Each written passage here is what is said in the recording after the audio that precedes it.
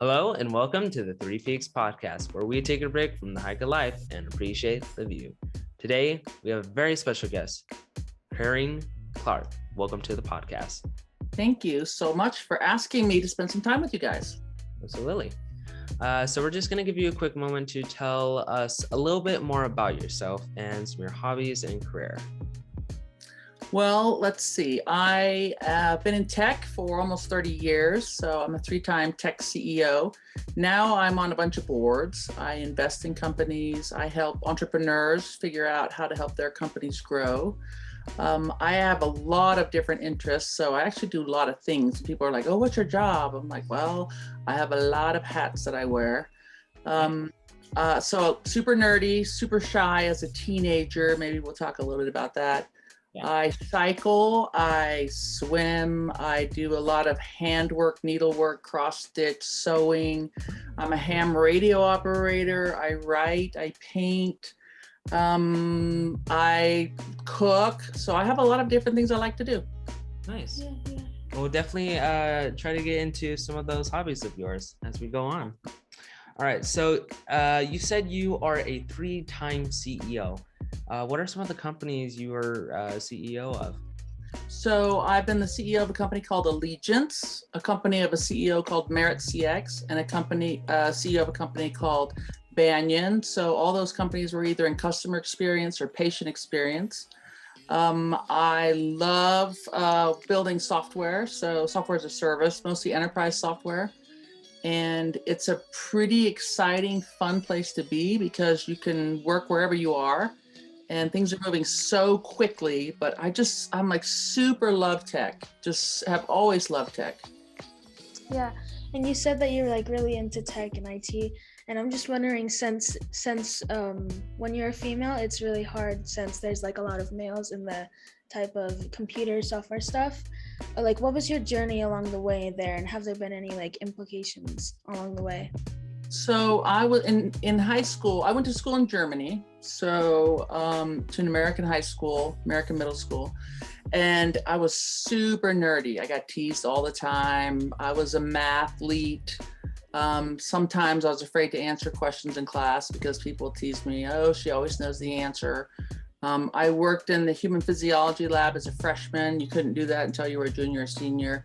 I just love science, and I loved, my father made me take 2 years of typing, so I'd always have a job, which is hilarious to me because I can type 130 words a minute. Wow. So yeah, and in college I used to type papers for people because it would take me no time and I would charge them, like $5 a page or something. Yeah. But it just happened that the tech industry just took off when I was in my career. So I always say that unfortunately young people can't be what they can't see. But there are a few of us who didn't see any women in tech. We didn't see any female CEOs. We didn't see women running boards or on boards. And we did it anyway. And so I really want young people to I call it visit your future. So if there's something you want to be, just find someone that can show you and have you start working in it. And you don't have to be perfect at it, but just see if it's something that you like. I really liked tech. I really like, efficiency and getting things done quicker. And if tech can do some of the things that we don't love to do, then even better. But it was a wave and I just happened to ride it. So like finding a mentor or maybe even an internship would be a good way to implement these skills and trying to find yourself if this career or hobby would work, right? Right. So I'll give you an example. So I have 2 sons and I'm a big fan of Visit Your Future. So one of my sons really wanted to do research. So I called a friend at Brigham Young University and said, "Hey, my 14-year-old son really wants to do research. Is there anything that he could do for you in your research lab?" And they said, "Is he willing to clean out the guts out of the rat guillotine? Is he willing to move hazardous material?" And I'm like, this kid wants to be this so bad that he will do all of that. So every summer, I dropped him off at BYU. He would work all day doing all the crappy work that nobody wanted to do. But guess what happened? They liked him. He learned a ton. And at 15, he won the state science fair for the research that he had done. So it took him a year, but he was not afraid to work his way up. He was not afraid to do all the junk no one else wanted to do. And one day when he worked there every summer. Yeah. So when he was 17, one of the new researchers said, gosh, you're the best graduate student we've ever had. And he said, and I'm in high school.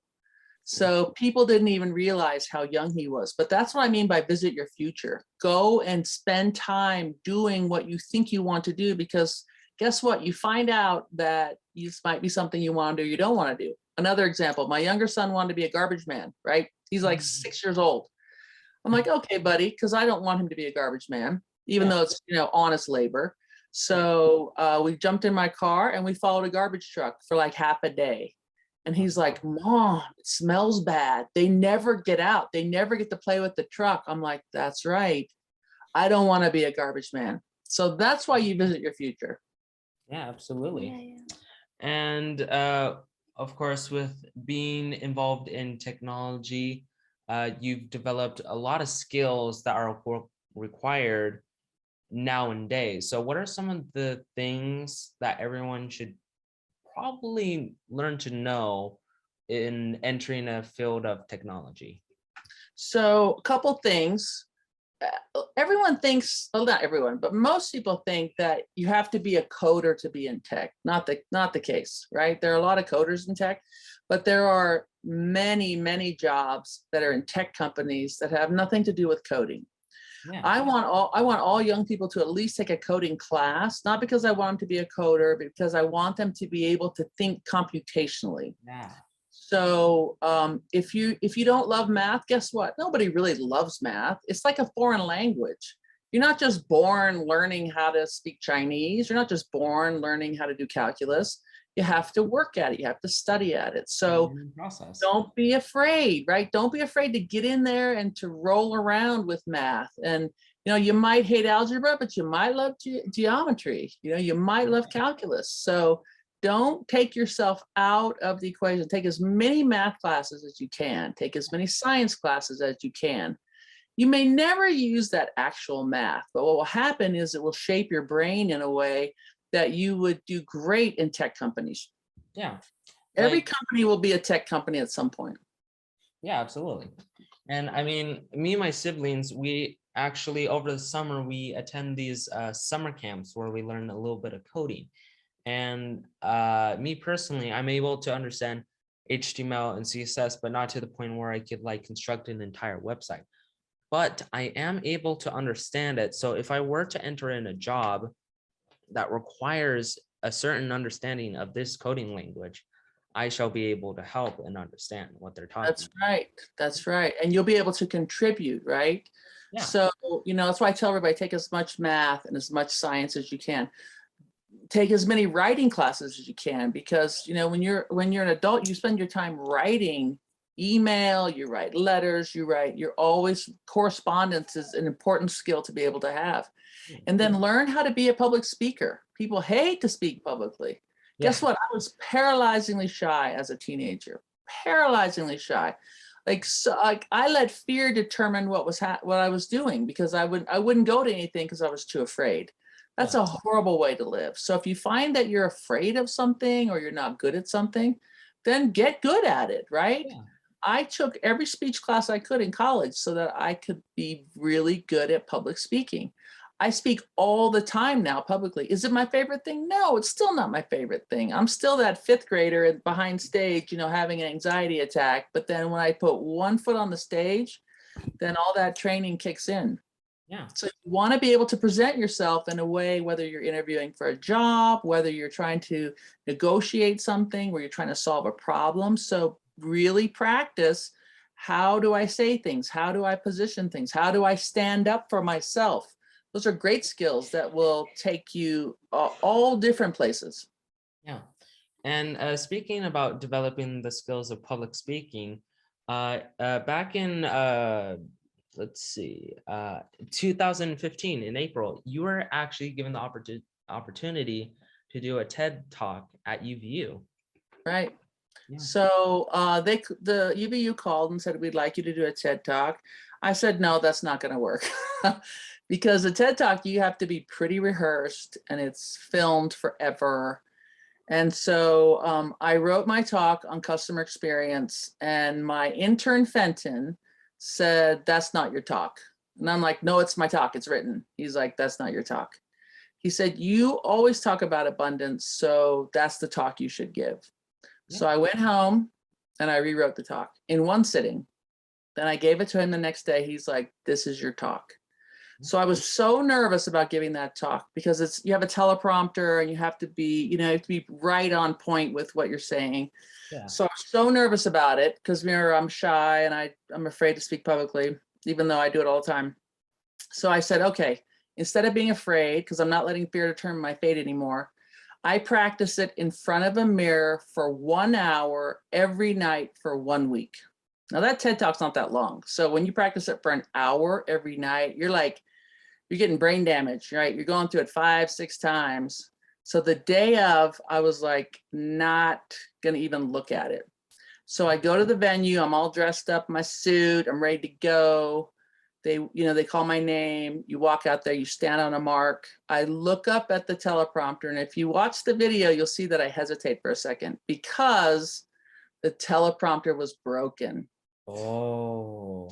But because I had practiced it every night for 1 hour in front of a mirror live, I knew it cold.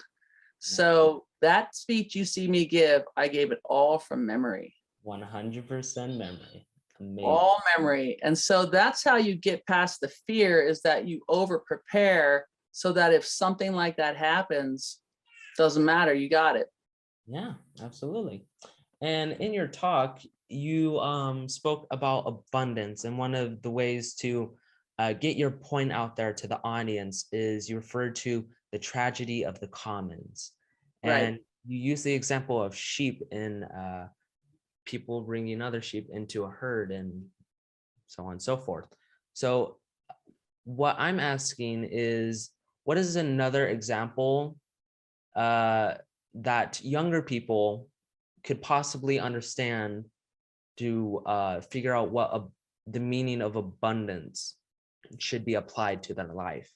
So let's say you go to a party with all your friends, and everyone has already told the host what your favorite snack is, right? So there's a big bowl and everyone has their favorite snack in there. And if everyone who's come to the party just takes their favorite snack, then everybody has fine, right? Yeah. But if you go there and you're like, well, I have a couple favorite snacks, so I'm gonna take my favorite and then I'm gonna take another one for later, right? And everyone takes another one for later. Guess what? There's not enough snacks for everyone. Yeah. But if you get there and you say, look, I'm not hungry, so I'm gonna leave my snack for someone else, right? That's abundance, is that you don't feel like you have to take something because you had already said that's what you wanted. You care more about the whole group than you do about yourself. And if we live with abundance, that means that we get what we need, but we don't take more than what we need, because we care about the whole group having a fun time at the party, for example. Yeah. And after your example, you were talking about a scarcity mindset and an abundance mindset. And Right.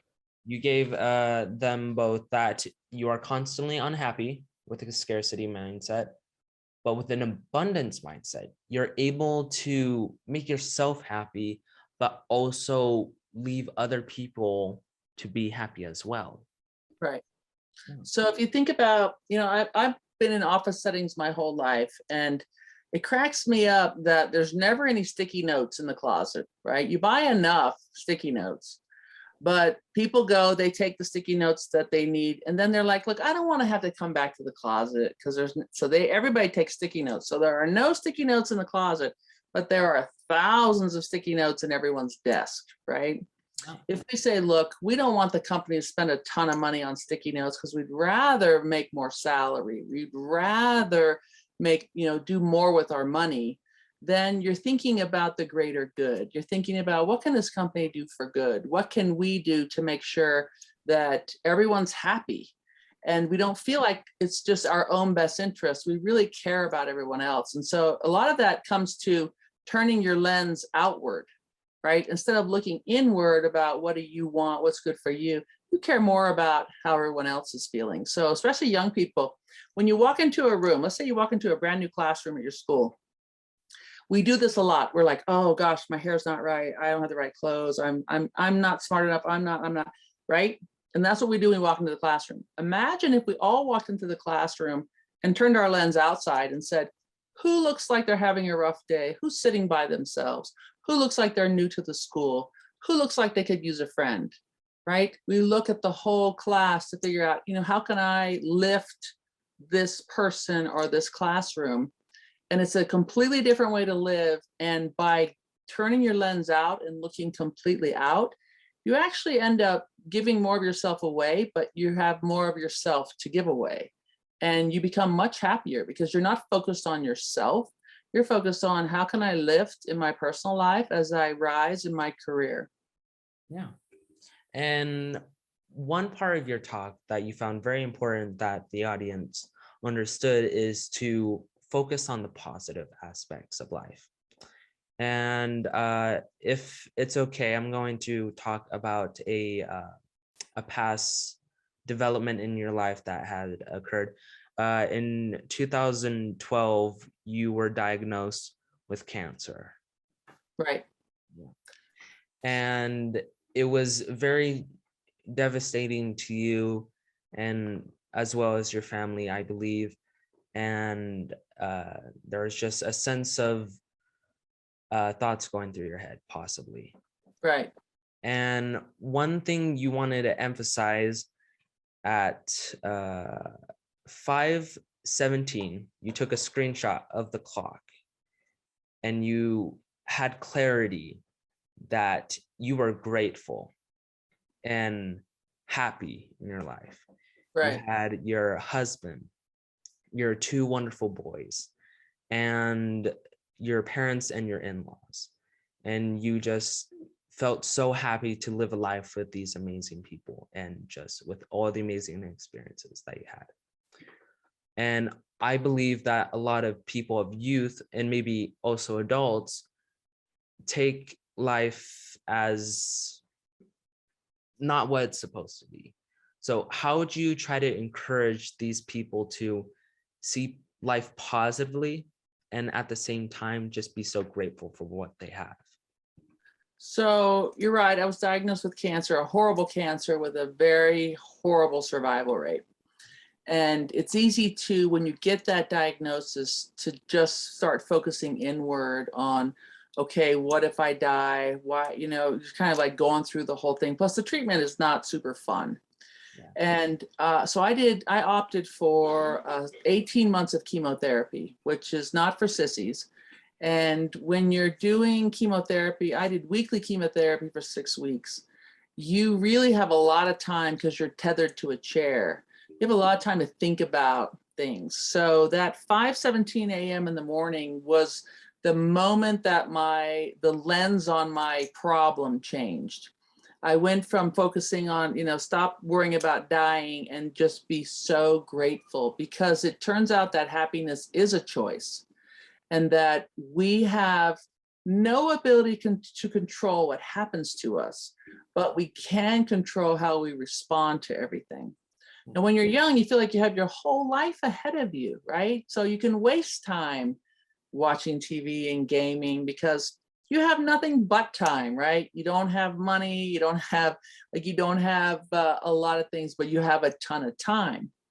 And so for me at 5:17 in the morning, I realized that we're all going to die and that this cancer could be a gift to me if I looked at it differently.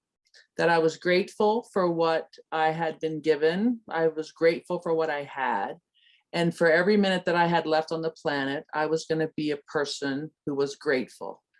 Because I saw people in the cancer center, because I did chemotherapy every week, who were terminal. That meant that they weren't going to live very long. And they were happy. And they didn't want to waste 1 second of their time left on the planet being miserable or sad or lonely or upset.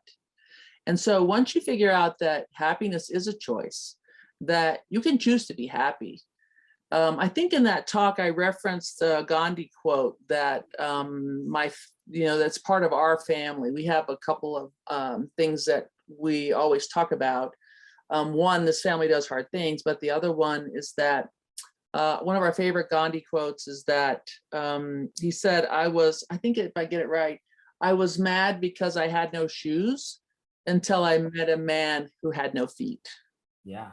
Right. So there's always going to be some other reason to be miserable, but that puts into perspective. All right. Yeah. You're mad because you don't have any shoes, but hey, how about the man who has no feet? And so happiness really is a choice. And even when you are at the lowest, most awful point in your life, you can still be grateful that you have a life and that you have a family. You guys have each other. There's always something to be grateful for. Yeah. And I believe because of this new viewing of life, being able to also give out kindness to others was very important to you as well. Right, because it really takes nothing to be kind. I mean, it doesn't cost you anything to be kind. And if your response to people and to things and to challenges, if your first response is to be kind, I find that works like 100% of the time. So someone who's had a bad day, who's screaming at you, and you don't deserve it at all, but I promise you, if your response is kind, it softens everything. I mean, I've been in situations like on an airplane where it's like this guy's out of control, and I'm like, hey, is there anything I could do to help you? Like, all of a sudden it just brings everything back to, okay, we're just all people trying to do a good job, trying to do the best we can. And it really takes so little effort to be kind. And so I think if we all decide that we can be kinder and we can be better to each other, even complete strangers, it's like almost like magic in how it works. Yeah. Absolutely. And along with kindness, another point you brought up in your talk was win-win situations and how they are important to making sure that the world is working together in a peaceful state. So that's kind of like part of the tragedy of the commons is that, look, if we care about everyone else and we just only take what we need, then there's plenty, right? Yeah. If we can look for ways to increase the peace in our neighborhood, in our companies, in our families, then the fabric of our community is much stronger. And I always tell people, you got to have courage over comfort. So if there's someone in your life that you don't have a great relationship with, go fix it. If there's a neighbor that you don't know, go meet them. If there's someone in your school that has offended you, go talk to them, right? If you decide you can be the change and you're building a bridge to every single person, that means you've issued a full pardon to everyone in your life who's ever wronged you. That means that you have the power to go and fix things, even if that person never speaks to you again, even if that person still is yelling and screaming at you, you built a bridge all the way to them. And someday they will probably come across, but they'll never forget how you made them feel by just being kind and by being willing and brave enough to go to that person and say, look, it's important to me that we have a great relationship. Whether you want it or not, I'm here for you. I'm happy to help you, and I just think it's a much better way to live because I already know I'm going to die. So I choose to live differently. Yeah. And going back just a little bit, you said that you were always such a shy kid and you hated talking out of like where you should have been. And so I was just wondering, why do you think it's important for people to go out of their comfort zone? Because when you go out of your comfort zone, when you totally embrace disruption, that's when the real growth happens. If you're comfortable all the time, you never grow. You never become anything more than you are today. But if you think about the times when you felt super uncomfortable and you had to move through it, that's when you grow. So if you start to feel comfortable about everything, it's probably time for you to disrupt yourself. It's probably time for you. I mentioned earlier in the intro that I have a ham radio license, which is hilarious, right? I don't look like I'd be a ham radio. I don't know what they look like, but It was a way for me to be able to communicate with my father, who lives in southern Utah. And I had to totally go out of my comfort zone to do that. If I look at, I play in a rock and roll band. I'm the least talented member of the band, but it's something that I never knew that I wanted to do. But I've been with I call them the band boys for more than 15 years. And I'm really close to them. When I was sick, they came over and played music for me from The Cure. So they were just cracking themselves up. So there's parts of your life that you don't even know that you're going to be good at if you don't just try it. And we're not born being great at things. You have to just keep practicing and keep going out there. And what's the worst thing that can happen? So yes, I was super shy when I was a kid, but when I was a teenager, I lived in Germany. My parents moved back to the States, and I was all by myself. So I finally figured out that if I ask myself, what's the worst thing that can happen to me? And can I survive it? The answer was yes, I could survive everything. So if I got a minor in speech, what was the worst thing that happened? Well, I'll be super nervous for a while. Can I survive it? Yes, I can survive it. If I'm going to do this podcast with Three Peaks, what's the worst that can happen? Well, I could sound stupid. I could sound like a moron and nobody will ever listen to this again. Can I survive it? Yes, I can survive it. So when you have those conversations with yourself, then you realize maybe stuff's not as scary as it seems. And when it feels scary, it's okay to say, I'm fearful of this, but I'm going to do it anyway. Mm-hmm. Yeah. And with all these experience leading up to where you are now, how do you feel about your journey? Would you go back in time and change something, or would you keep it the way it is? So I'm not a regret person, meaning I have this great life and I've made plenty of mistakes, but they're all mine. And the cancer, all mine. And it took me 22 years to get 2 dudes. I wish I had 6 kids like your family. I just have the 2. So I'm so grateful for everything that I have and I have learned. So I wouldn't change anything. It's part of my scar tissue. It's part of the fabric of who I've become.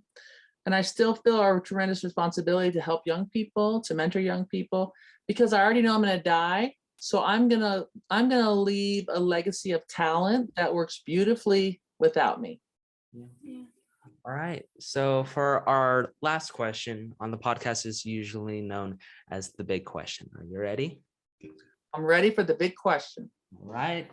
So our big question to you is, what advice would you give to younger people and younger generations to come? So don't let fear determine your fate.